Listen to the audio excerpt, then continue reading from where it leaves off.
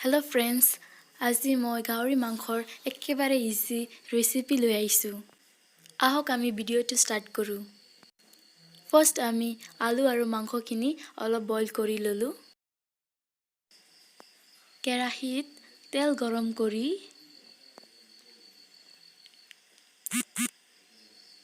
পিঁয়াজ আৰু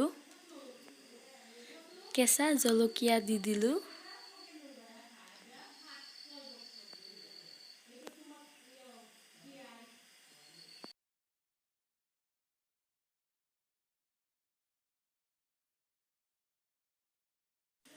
অলপ পিছত অকমান হালধি দি ভালদৰে ভাজি ললোঁ।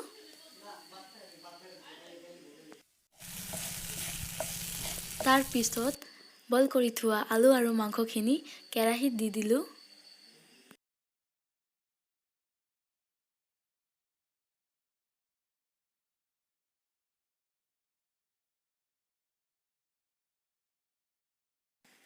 এনেকৈ 5 মিনিটমান ভাজি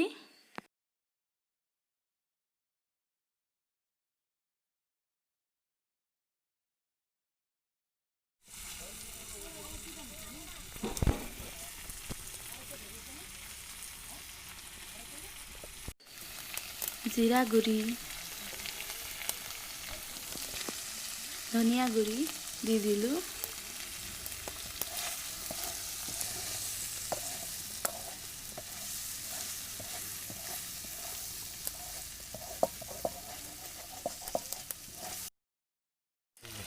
তাৰ পিছত শুকান জলকীয়া গুড়ি দিলোঁ।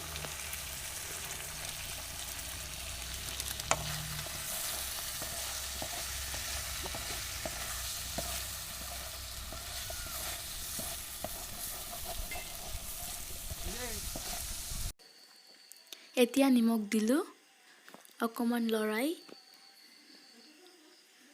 পানী দি দিলোঁ। পানী আপোনালোকে আন্দাজ মতে দিব পাৰে।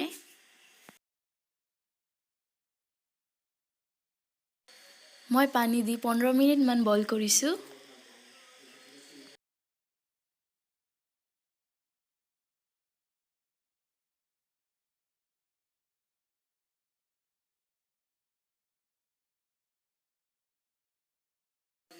পানী শুকাই অহাত নমাই থৈ দিলোঁ।